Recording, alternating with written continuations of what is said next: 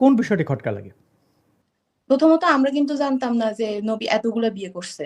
নবীর আমরা জানতাম নবীর স্ত্রী তো একজনই, খাদিজা, ওনার নামই জানতাম। নবীর যে এত এত বিয়ের কাহিনী, এই কিচ্ছা কাহিনীগুলো আমরা জানতাম না। তারপর আবার বিয়ে করলে নবীর খারাপ কেন? ওনার যৌবন ছিল, উনি বিয়ে করেছেন, ওনার মনে ফুর্তি ছিল, টাকা পয়সা ছিল, বিয়ে করলে 30 সমস্যা জনের কোথায়? শক্তি ছিল, 30 জনের। নবী একজন মহান ব্যক্তি, তার তো একজনের সাথেই থাকার কথা। তিনি কেন এতগুলো বিয়ে করবেন? মুফতি ইমরান বিন বশির তিনি বললেন যে নবীর বিয়ে এখন বিয়ে হলে এতগুলো অসুবিধা থাকে, তা কত আমাকে যদি একটু সংক্ষেপে বলতেন নবী এরপর কতগুলো বিয়ে করেছেন? জি, হাদিস অনুসারে তো যদি আপনার আমরা কাছে আসছি 11টা। আবার 11টা, আসাদ ভাই 11টা। এটা এই জন্য আমার মুফতি কাছে সাহেবের কাছে খুব গেলাম। ভাই কয়টা বিয়ে আমার করেছেন? কাছে এটার উত্তর নাই। আমার কাছে মনে হয় না বাংলাদেশের কোনো আলেমের কাছে এর সদুত্তর আছে। স্পষ্ট কোনো উত্তর আছে যে নবীর বিয়ের সংখ্যা আসলে এক্সাক্টলি এতটা। অধিকাংশ মানুষ জানে যেটা, সেটা হচ্ছে 11 জন বিবি একসঙ্গে ছিলেন। কিন্তু আগে পরে চিপায় চাপায় বাগানে টাগানে ১ ঘন্টার জন্য, কয়েক মুহূর্তের জন্য, কয়েকদিনের জন্য নবী অনেক বিয়ে করেছেন। কিছু জায়গায় বিয়ে করতে গিয়ে দেখেছেন কাপড় বস্ত্রোন্মোচন বলি। নবীর ক্ষেত্রে হুম, সম্মানসূচক শব্দই ব্যবহার করি। বস্ত্রোন্মোচন নিশ্চয়ই। করে দেখেছেন যে তার ইয়ে কি বলে এটাকে, ধবল রোগ, ওই যে সাদা হয়ে যায় যে, তখনই তালাক দিয়েছেন। তো এরকমও আছে। তো সবকিছু মিলালে আসলে স্ত্রীর সংখ্যা অনেক হয়ে যায় এবং নবীর বিয়ের সংখ্যা অনেক হয়ে যায়। অনেক বলতে কতটা, হুম, এইটা আমি এই পর্যন্ত এখনো কনফিউজড। মানে একেক কিতাবে একেক সিরাতে একেকটা পেয়েছি। মানে পুরোপুরি পাওয়া যায় না। মানে আপনি যত ঘাটাঘাটি করবেন, ইতিহাস যত বেশি হুম, পড়বেন, নবীর স্ত্রীর সংখ্যা দেখবেন বৃদ্ধি পাচ্ছে। বৃদ্ধি চিপায় পাচ্ছে, রাইট। চাপায় মানে না আমরা, হ্যাঁ। তা না আমি আমরা তো পেয়েছি একটা ৩৬ টা এবং কিছু 36টা। সিরাতে পেয়েছি ২৪ টা। মানি মানি ইতিহাসবিদরাও পর্যন্ত এখানে হিমশিম খায়। নবীর বিয়ের সংখ্যা বৃদ্ধি পেতে থাকে। মানি এটা নিয়ে আমি গবেষণা করছি এবং শীঘ্রই দীর্ঘ এক ভিডিও আসবে। মানে সবগুলো সমস্ত কিতাবাদি ঘাটাঘাটি করে বিয়ের সংখ্যাটা আসলে কয়টা এটা বের করার চেষ্টা করছি। আসবে। ততদিন পর্যন্ত না না হয় আপনি একটু অস্পষ্টই নিজের থাকবে। কথাও চিন্তা করেন ভাই, এই যে 36টা নবী বিয়ে করেছেন, আপনি আমি করতে পারবো, এটা না হইলে তো রেফারেন্স মানুষ আমাদের লুচ্চা বলতো। তো এখন নবী যেহেতু করছে, আমরা পুরুষ মানুষ, এই অ্যাডভান্টেজ না নিয়ে আপনি সত্য বলে দিচ্ছেন কেন? তাছাড়া দেখেন, এই যে আপনি ধবল রোগের কথা বললেন, নবী কতটা মানে দিন প্রতিষ্ঠার জন্য কতটা নিবেদিত প্রাণ হলে পরে ফেরেশতাকে তো বলতেই পারতেন যে তুমি যাও তো দেখে আসো তার, আমার আমার যে হবু বউ, তার শারীরিক গড়ন কি। তো সেই কাজে তিনি ব্যবহার করেন নাই, তিনি খেদমতে লাগাই দিয়েছেন ফেরেশতাকে, মানে নিজের ব্যক্তিগত ভাই কাজে ব্যবহার সবচেয়ে করেন নাই। আশ্চর্যের বিষয়, আমি আসলে আমারও তো খটকাই লেগেছিল। আমাদের সকল এক্স মুসলিমের একই অবস্থা। তো নবী কিন্তু একটা দোয়াও শিখিয়েছিলেন কুষ্ঠরোগ এবং ধবল রোগ থেকে বাঁচবার জন্য। হুম, আল্লাহুম্মা, এই যে করোনাকালীন সময়ে আমরা মসজিদে মসজিদে এইটা টাঙানো দেখেছি, এই দোয়াটা। এই দোয়াটা মানে হুম। ধবল রোগ বলেন, কুষ্ঠরোগ বলেন এবং মরণ, মানে যেগুলোর কোনো সমাধান নাই, খুব কঠিন জটিল রোগ থেকে কোনটা বাঁচার ওই জন্য আল্লাহুম্মা অমাকারু ইন্নী আউযু বিকা অমাকারুল্লাহ? মিনাল বারাসি, না, না, না, না, না। ও, হ্যাঁ, পাগলামি, ওকে। বারাস। তো এগুলো থেকে বাঁচার জন্য নবী দোয়া শিখিয়েছেন। এখন সেই নবী এক স্ত্রীকে, একজন নারীকে বিয়ে করে যখন দেখলেন যে তার ধবল রোগ হয়েছে, সে হুম, আল্লাহর কাছে দোয়া করলেই হতো। কিংবা তিনি যে দোয়াটা মানুষকে শিখিয়েছিলেন এই রোগ থেকে বাঁচবার জন্য, সেই দোয়াটাও হুম, তো কাজে লাগবার কথা। অন্তত নবী যদি দোয়া করতেন, আমরা না হয় পাপী-তাপী মানুষ, আমরা দোয়া করলে না হয় কবুল হবে না। কিন্তু নবী তো দোয়া করলে আসলে কবুল হবার সম্ভাবনা ছিল 100% ই। তো নবী কেন হুম। আল্লাহর কাছে দোয়া করে তার কুষ্ঠরোগ কিংবা ধবল রোগ দূর করে তাকে বিয়ে করলেন না? কিংবা স্ত্রীর হিসেবে অব্যাহত রাখলেন না? ব্যাপারটা আমার অনেক খটকার মধ্যে এটা না, একটা এই এই খটকা। আমি ধরনের প্রশ্ন, আসলে এই ইমান চলে যাওয়া প্রশ্ন আমরা এখন নেব না, আমরা পরে যাচ্ছি ওদিকে। এই জন্য নাস্তিকদের সাথে বা এই যে ইসলাম বিরোধীদের সাথে কথা বলতে নাই, মুরতাদদের সাথে কথা বলতে নাই। বিবি মরিয়ম, আমরাও ছোটবেলা শুনেছি যে নবী আমার দিলেরও নবী, প্রাণেরও ছবি, বা আমরা ভিক্ষুকদের দেখতাম যে আমার দিলের নবী হাঁটতে যায়, ছাগল একটা বান্ধা ছিল গাছেরও তলায়, এত উদার উদার গান তাকে নিয়ে হইছে। তো আপনি যখন বিয়ের কথা শুনে আপনার খটকা লেগেছে, মানে বিয়ে ব্যাপারটা, আপনি তো যেহেতু নারী, স্বাভাবিক, মানে নবী এত বিয়ে করলে নবীর উম্মতরা এতগুলো বিয়ে করবে, তো আপনি সতীন হবে না, এই রিস্ক থেকে কি আপনি ইসলাম ত্যাগ করছেন এই স্বার্থে নাকি? জি ভাইয়া। মানে আপনি সতীন হইতে রাজি না? না, কারণ ইসলামে তো আপনার ছেলেদের এমন ভাবে বিধানটা দিছে, আপনার 4টা বিয়ে করতে পারবে। সেক্ষেত্রে আপনার তার ইচ্ছা মতো সে করতে পারবে। আবার সেক্ষেত্রে আমি যদি বিরোধিতা করি, তাহলে আবার আমারই ঈমান চলে যাবে। এমন একটা অবস্থা। আপনার ইমান চলে যাবে, আচ্ছা। তো একটু কঠিন মানে বিষয়গুলো। আবার নবীর স্ত্রীদের ব্যাপারে একটু যাই না। কোন স্ত্রী কোন বিবাহ দেখে আপনার আপত্তি বা মনের মধ্যে প্রশ্ন জেগেছে যে নবী এই কাজ কেমনে করলেন? সবচেয়ে সবচেয়ে বেশি খারাপ লাগছে আয়েশার ব্যাপারটা দেখে। নবী যখন 53 তখন 6 বছরে আয়েশারে বিয়ে করে। এটা তো শুনতেই কেমন লাগে। 53 বছরের একজন বুড়ো মানুষ 6 বছরের একজন শিশুকে যদি এখন এই যুগে বিয়ে করে, তাহলে সমাজ তো মেনে নিবে না। তাই না? মানে এই আহ, ইয়েটা দেখে আপনার খটকা লেগেছে। হুম। মুফতি ইমরান বিন বশির, নবী কি 53 বছরে বিয়ে করেছেন 6 বছরের বাচ্চাকে? এটা সম্ভব নাকি? নবী তো উনি নবী মৃত্যুর আগ এই কাজ পর্যন্ত কেমনে? বিয়ে করে গেছেন। মৃত্যু যখন হবে এর আগ পর্যন্তই একদম। এবং আয়েশার কথা এটা যে নবী যতগুলো মহিলা আছে মানে ভোগ করবার সবাইকে ভোগ করেই নবীর মৃত্যু হয়েছে। তো নবীর মৃত্যুর একদম আগ মুহূর্তেও নবী বিয়ে করে গেছেন এমনও ইতিহাস আছে। আল বেদায়ে ওয়ান নেহায়াতে পাওয়া যায়। আর 53 বছর বয়সে 6 আস্তাগফিরুল্লাহ, বছর লা আয়েশাকে হাওলা বিয়ে ওয়ালা কুওয়াতা। করেছিলেন। ব্যাপারটা হয়েছে আসলে দীর্ঘকাল নবীজি আসলে মাক্কী জীবনে প্রায় ১০ম হিজরি পর্যন্ত সরি ১০ম হিজরি না, নবুয়তের ১০ম বছর পর্যন্ত। হিজরত তো শুরু হয়েছে মানে হিজরতের পর থেকে, মদিনা যাওয়ার পর থেকে। তো নবুয়তের ১০ম বছর পর্যন্ত তো খাদিজাকে নিয়েছিলেন। তো খাদিজা অনেক ধনাঢ্য ছিলেন, ব্যবসায়ী ছিলেন। আম এবং খাদিজা নবীর চাইতে বয়সে অনেক বড় ছিলেন। তো নবীজির আসলেই মনে হয় ২৫ বছর বয়স, তখন খাদিজার বয়স ৪০ বছর, আমরা এটা জানি। যদিও ইতিহাস আরো বেশি গভীর আলোচনা করলে সেখানে অন্য কিছু বের হবে। কিন্তু প্রসিদ্ধ কথা এটাই। ২৫ বছর বয়সে নবীজি খাদিজাকে বিয়ে করেছেন, ৪০ বছর বয়স ছিল তার। তো ধনাঢ্য ছিলেন তিনি। তার ব্যবসা সামলাতেন। নবীর ইনকাম তখন এটাই ছিল। মানে এক কথায় স্ত্রীর ঘরেই নবীর উপার্জন ছিল স্ত্রীর মাধ্যমে। তো স্বাভাবিকভাবে আমরা এই যুগে তো দেখি যেমন আমাদের লায়লা মামুন না কি আছে? তো লাইলি মামুন তার মানে স্ত্রী বড়লোক হলে কচি একটা স্বামী, এখানে তো একটু ভিন্ন ব্যাপার। স্বামীটা কচি আরকি। তো নবীর ক্ষেত্রে একই ব্যাপার। স্বামী কচি। নবী তো আ নবীর এক্ষেত্রে মানে ওপেনিং মানে সরি, এটা ব্যাটিং এর সাথে ক্রিকেটের সাথে নবীকে তুলনা দেয়া ঠিক হবে না, সরি। আ নবীর বিয়ের শুরুটা তো এইভাবেই হয়েছিল। মানে হ্যাঁ, অনেকে আপনাদের মতো বদলোকরা বলে উনি সুগার মাম্মি ছিলেন, মানে খাদিজা। হ্যাঁ, তো আম খাদিজার জীবদ্দশায় নবীর আসলে সাহস ছিল না অন্য কাউকে বিয়ে করবার। কারণ খাদিজাটা খাচ্ছে, পড়ছে। ওই সাহসটা ছিল না। খাদিজাকে যথেষ্ট ভয় পেতেন কিংবা শ্রদ্ধা করতেন যেভাবেই হোক। আর স্বাভাবিকভাবে এটা হয় না। এই খাদিজার মৃত্যুর পর ১ মাসের মানে মধ্যেই শব্দটা নবীজি কেমন একটু আয়েশাকে অশ্লীল শোনায়। মানে খাদিজার টাকা পয়সায় উনি জীবন ধারণ করতেন, তাই তো? হ্যাঁ, হ্যাঁ, জীবনযাপন করেছেন। তো সেই ক্ষেত্রে সাহসটা ছিল না আসলে যে খাদিজার জীবদ্দশায় অন্য কাউকে বিয়ে করবার। তবে দীর্ঘদিনের একটা ইচ্ছে মানে চাপানো চাপানো ইচ্ছে ছিল নবীর। যে খাদিজার মৃত্যুর পরপরই আমরা দেখতে পাই যে ১ মাসের মধ্যেই বিয়ে করেছেন ২ টো। আয়েশাকে বিয়ে করেছেন, সাউদা বিনতে জামহাকে বিয়ে করেছেন। সেক্ষেত্রে নবীর হয়তো ব্যাপারটা তখনই আয়েশা একটা একদম কচি, একদম অল্প বয়স। ব্যাপারটা হচ্ছে নবীজি দীর্ঘকাল তো বয়স্ক একজন মানুষকে নিয়েছিলেন। তো নবীর আসলে স্বাভাবিকভাবে ইচ্ছে জাগছিল হয়তো যে কচি একটা মেয়ের দরকার আমার। এতকাল তো দীর্ঘ মানে বৃদ্ধ বয়সী বুড়ি একজন মানুষকে নিয়ে থাকলাম অভাবের কারণে। তারপর মনে হয়েছে যে না, আমার তো এখন একটু কম বয়সী দরকার। তো এই সুপ্ত বাসনাটা নবী আয়েশাকে দিয়ে পূরণ করেছেন।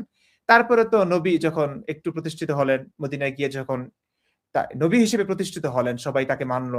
কিছু মানুষ আওস, খাজরাজ গোত্রের লোকেরা, আনসাররা, মুহাজিররা একত্রিত হলো। একটু শক্তিশালী হলো। তখনই নবী দেখিয়ে দিলেন নবীগিরি। বিয়ের পর বিয়ে, বিয়ের পর বিয়ে। মরিয়ম, আপনাকে এখন আমরা দেখতে পাচ্ছি না। আচ্ছা, আপনি বস্তা পরে আছেন কেন? আপনাকে যদি মানে আপনি যেহেতু মুক্ত, তো সেহেতু বা এই বস্তারই বা বিধান কি কারণে? মুফতি ইমরান নারীদেরকে, নবী বুঝলাম অনেকগুলা উনি দিলেন, নবী দিল অনেক বড় ৩০ জনের শক্তি অনেকে বলেন ওয়াজ মাহফিলে। তো তিনি অনেকগুলো বিয়ে করেছেন বুঝলাম। কিন্তু বস্তাবন্দি করে দেওয়ার কারণটা কি নারীদেরকে? বস্তাবন্দি আসলে আমরা যেমনটা ভাই আমি কি বলবো আসলে যে ইসলামটা দেখছি আমরা, এই ইসলামটা আসলে ১৪৫০ বছরের ইসলামও না। দেখুন পর্দা, হিজাব, আপনি বোরকার যদি কথা বলেন, এই বোরকাটা আসলে ইসলামী পোশাকই না। বোরকা তখন ছিলই না। হিজাবের কথা আমরা বলতে পারি, মানে আবরণের কথা বলতে পারি, নারীদের ঢেকে চলা, এভাবে কথা বলতে পারি। এই জিনিসটাও এসেছে কিন্তু ৫ম হিজরিতে। হিজাব তাও নবীর একটা ব্যক্তিগত ইচ্ছা পূরণের জন্য। আ মানে ২ টো প্রেক্ষাপট আছে। একটা প্রেক্ষাপট হলো ওমর রাদিয়াল্লাহু তাআলা আনহু বারবার নবীকে তাগাদা দিচ্ছিলেন, "নবী, আপনি পর্দা বিষয়ক একটা বিধান জারি করুন। কারণ আপনার স্ত্রীরা আপনি তো নিশ্চয়ই জানেন আসাদ ভাই, নবীর যুগে হুম। টয়লেট ছিল না। মানে নারীরা, পুরুষরা এটা চলে, পুরুষরা গিয়ে মাঠে ময়দানে গিয়ে সেরে আসলো, নবীজিও সারতেন। নিম্নভূমিতে গিয়ে পাথরের নিচে লুকিয়ে নবীজি প্রাকৃতিক কাজগুলো সারতেন। কিন্তু সমস্যা, বিপাকে পড়তো মহিলারা। দিনের বেলা যেতে পারতো না তারা। কারণ যেখানে যাবে সেখানে পুরুষ আছে, আলো আছে। তো তারা কি করতেন? তারা রাতের বেলা যখন সূর্য ডুবে যেত, অন্ধকার হয়ে পড়তো, সেই অন্ধকারে তখন তারা গিয়ে প্রাকৃতিক কাজগুলো সারতে পারতেন। তো নবীর স্ত্রী সাউদা বিনতে জামাহা ছিলেন অনেক লম্বা, দীর্ঘদেহী ছিলেন। তিনি যখন বের হতেন, ওমর রাদিয়াল্লাহু তাআলা আনহু বারবারই তাকে, উত্ত্যক্ত বলা চলে এটাকে, উত্ত্যক্ত একজন নারী, নবীর স্ত্রী প্রাকৃতিক কাজ সারতে যাচ্ছেন। সেখানে উনি গিয়া, এই সাউদা তোমাকে দেখে ফেলেছি। এই ব্যাপারগুলো বলাটা, এটা আমি মনে করব উত্ত্যক্তই, এটা উত্ত্যক্ত করা নারীকে। তো এমনটা করতেন এবং এটা তিনি, হাদিস থেকে জানা যায় এটা তিনি করেছেনই। এ তার কাছে এটা অপছন্দনীয় মনে হচ্ছিল। ভালো লাগছিল না যে নবীর স্ত্রীরা যাচ্ছে রাতের বেলা, অ্যা সবাই চিনে ফেলছে। নবীর স্ত্রী অ্যা কি বলবো, হাগু করতে যাচ্ছে। ব্যাপারটা খারাপ দেখা যায় মনে হয়। তো উনি বলছিলেন, আপনি মানে পর্দার বিধান দেন। মানে কোনভাবে দেন। হুম। পর্দার বিধান দেন। তো নবীকে বারবার তাগাদা দিচ্ছিলেন। তখনও তিনি একটু প্রশ্ন, পর্দা, যে জি। একটু এখানে একটু ক্লিয়ার হই। মুফতি ইমরান বিন বশির, দেখেন, নবীর স্ত্রীদের উত্ত্যক্ত করতো তাঁরই সাহাবী। এখন আমরা শুনেছি তিনি প্রথম মানে খাদিজার ধন সম্পত্তি নিয়ে যাদেরকে মুসলমান বানিয়েছেন সেই সংখ্যাটা খুবই সামান্য। প্রায় এক যুগ ধরে তিনি প্রায় 50 জনকে মুসলিম বানাতে পেরেছেন, এবং তারা সবাই চোর ডাকাত টাইপের, বেয়াদব ছ্যাঁচড়া টাইপের লোকজন হ্যাঁ, ছিল। একদম নিম্ন তো শ্রেণী। স্বাভাবিকভাবে ছ্যাঁচড়ারা তার মেয়ে বা স্ত্রীকে টিজ করবে, টিজ করবে, এটাই স্বাভাবিক, আমরা ধরে নিচ্ছি। কিন্তু এই যুগে নবী তো আমি যদি নবী দাবি করি ভাইয়া, একদিনে আমার জি অনুসারী হবে নবীর এক যুগ ধরে যে অনুসারী হয়েছে তার চাইতে বেশি। বিশ্বাস করুন। ওই যে ঘানাতে একজন নিজেকে নবী দাবি করেছে, আপনি নিশ্চয়ই শুনেছেন মনে হয়। উম এই সভ্য যুগে, শিক্ষিত যুগে তার অনুসারীর সংখ্যা কিন্তু অনেক। এত কিছুর জি, পরেও জি। তো না, না, না, আপনি বুঝতে পেরেছি আপনার জনপ্রিয়তা নিশ্চয়ই অনেক বেশি। কিন্তু আমার বক্তব্য হচ্ছে, নবীর উদারতা আপনি এড়িয়ে যান কেন? তিনি দেখেন ওই সময় কিন্তু ঘোষণা করেছিলেন যে, "হ্যাঁ, আমার উম্মতরা, তোমরা পশু পাখির হাড় বা এগুলো আসলে শৌচকর্মে ব্যবহার করবে না, কারণ এগুলো জিনের খাদ্য।" তো জিনের খাবার সরবরাহ তিনি কিন্তু করেছেন। মানে মৃত প্রাণীর হাড় দিয়ে যেন শৌচকর্ম, আমি এটা পড়ে একটু অবাকই হয়েছিলাম। হাড় দিয়ে শৌচকর্ম করতে গেলে তো বিপদ হয়ে যেতে পারে। তো যাই হোক, হাড় জিন ভূতের জন্য রেখে দিয়েছেন। তো যেই নবী, দিলের নবী, প্যারে নবী, জিন ভূতের জন্য হাড় রেখেছেন, এইরকম কোনো দয়াবান জিন ছিল না যে এসে ওই নবীর বেয়াদব অনুসারে ঘাটটা একটু মটকে দিতেন? মানে তিনি তো জিনদের জন্য এত এত করলেন, এটার বিনিময়ে জিনরা এই সাহায্যটা করলো না কেন? প্রশ্ন করা যাবে না ভাই। ধর্মের ব্যাপারে প্রশ্ন করতে নেই। তো এই একটা যাই হোক, জি, প্রেক্ষাপট আপনি ছিল কন্টিনিউ পর্দার। করুন। আরেকটা ব্যাপার ছিল, নবী পঞ্চম হিজরীতেই আম এ নবী পুত্রবধূ, পালক পুত্রবধূ, যায়েদ বিন হুম। হারেসার স্ত্রী জয়নাব বিনতে জাহাস, নবীর ফুফাতো বোনও ছিলেন। তাকে বিয়ে করেন। সেটা নিয়ে তো দীর্ঘ ভিডিও বানিয়েছে এবং সকলেই জানেন মনে হয়। আম কতগুলো আয়াত নাজিল করে, কতগুলো আয়াত বানিয়ে তিনি আল্লাহর পক্ষ থেকে পারমিশন নিয়ে এই পুত্রবধূকে বিয়ে করলেন। আরবে এটা নিয়ে প্রচুর সমালোচনা হয়েছে। এখনো আমরা বিবেকের তাড়নায় এই প্রশ্নটা করি। নবীর এত স্ত্রী থাকবার পরেও, দাসী থাকবার পরেও পালক পুত্রবধূকে বিয়ে করবার প্রয়োজনটা কেন দেখা দিল? তো যা হোক, এখানে যে গোঁজামিলগুলো দেওয়া হয় সেগুলোর উত্তরও দিয়েছি আমরা। সেটা কথা না। তো পালক পুত্রবধূ জয়নাব বিনতে জাহাসকে যখন বিয়ে করেন, তার সঙ্গে সহবাস করবার জন্য নবী আকুল বেকুল ছিলেন। সাহাবারা তো আসলে এদের শিক্ষা জানেনই তো কেমন ছিল। এরা এটুকু বুঝতে পারে নাই যে নবী সদ্য বিবাহ করেছে, এখন আকাশে এই বিয়ে হয়েছে। এটা কোনো সাক্ষী-টাক্ষী কিছু ছিল না কিন্তু। নবী হঠাৎ করে বললেন যে আকাশে নাকি বিয়ে হয়ে গেছে। ব্যাস, হয়ে গেছে এখন। নবী বলেছে, মানতেই হবে। এখন নবী তো স্ত্রী সহবাস করবেন। কিন্তু ওই জনাবের ঘরে ৩ জন সাহাবী, যেতে, যেতে সকল সাহাবী চলে গেছে। ৩ জন বসে আছে একদম। ঘাপটি মেরে বসে আছে। হুম। যাচ্ছেই না, সরছেই না। নবীও লজ্জায় বলতে পারছে না, "তোমরা যাও, আমার সেক্স করতে ইচ্ছে করছে, স্ত্রী সহবাস করব আমি।" তো এই মুহূর্তে নবী পর্দার বিধান নাজিল করলেন। মানে ওই যে আল্লাহর যেখানে ঠেকে যান, তখনই তিনি আল্লাহর পক্ষ থেকে আয়াত নাজিল করে ফেলেন আরকি। তখন এই যে ওই সাহাবাদেরকে সরাতে নবী পর্দা টেনে দিলেন। তখনই সাহাবারা মনে করলেন যে হ্যাঁ, পর্দার বিধান নাজিল হয়েছে, যে নবী পর্দা টেনে দিয়েছেন ওই সাহাবাদের মাঝে। তখন স্ত্রী সহবাস করলেন। তো ব্যাপারটা হচ্ছে, দেখুন, মক্কায় ১৩ বছর গেল, পর্দার মতো একটি বিধান মহাবিশ্বের স্রষ্টা আল্লাহ পাক প্রয়োজন অনুভব করলেন না দেওয়ার এই বিধানটা। মদিনা যাবার পরে ৫ম হিজরি পর্যন্ত ৫ বছর কেটে গেল, তখনও পর্যন্ত আল্লাহ এটার প্রয়োজন অনুভব করলেন না যে নারীদের পর্দা করা দরকার আছে। ওমর তাগাদাও দিচ্ছিল, তারপরও প্রয়োজন অনুভব করলেন না। ৫ম হিজরিতে গিয়ে নবীর একটি ব্যক্তিগত প্রয়োজনে তখন গিয়ে আল্লাহর মনে হলো যে না পর্দার বিধানটা দেই। তো এখানে মানে এক ছটাক বুদ্ধি থাকলে, ঘিলো থাকলে মাথায় বোঝা যায় আসলে নবী কেমন করে আয়াতগুলো নাযিল করতেন। জি। জি, ধন্যবাদ মুফতি ইমরান বিন বশির। বিবি মরিয়ম, আপনার কাছে যেতে চাই। মুফতি সাহেব যেগুলো বললেন, যেহেতু মুফতি সাহেব বলেছেন নিশ্চয়ই ঠিকই বলেছেন, আমরা সাধারণ মানুষ কি করে বুঝি এত, আপনি কি করে বুঝলেন? আর তাছাড়া আপনার কাছে যে প্রশ্নটা আগেও ছিল যে আপনি বস্তাবন্দি হয়ে আছেন কেন, এটা কারণটা কি, এটা কি নির্দেশনা ইসলামে? ভাইয়া এই পোশাক তো আমার ভালোই লাগে না, কিন্তু এই পোশাক আমার সমাজ আমার উপর চাপায় দিছে। ভাবলাম ইসলাম আত্মপ্রকাশের শেষ মুহূর্ত পর্যন্ত এই পোশাকটা একটু ধরে রাখি মানুষের সামনে। চাপিয়ে দেওয়া পোশাক? বেবি মরিয়ম, আপনি কি বলতে চাচ্ছেন চাপিয়ে দেওয়া পোশাক এটা? হ্যাঁ, চাপিয়ে দেওয়া পোশাক। সমাজ আচ্ছা। আপনাকে এই পোশাকে যদি না দেখে তাহলে তো আপনার রূপ কেমন, আপনার চোখ কেমন, মানে স্রেফ একটা সেক্স টয় যেটা আর কি বলে, সমাজ তো নারীদের এভাবেই দেখে। সমাজে দোষ শস্যক্ষেত্র। দিবেন না। আমি যেটা নিয়ে বলছি, কারণ সমাজ ধর্মশাসিত। ধর্ম দ্বারাই সমাজে, ধর্মের প্রভাবটাই সমাজে আছে। এই কারণেই আমরা আমাদের সমাজে এমনটা দেখি। সব সমাজ তো একরকম না। আমেরিকাতে যান, ইন্ডিয়া যান, হ্যাঁ?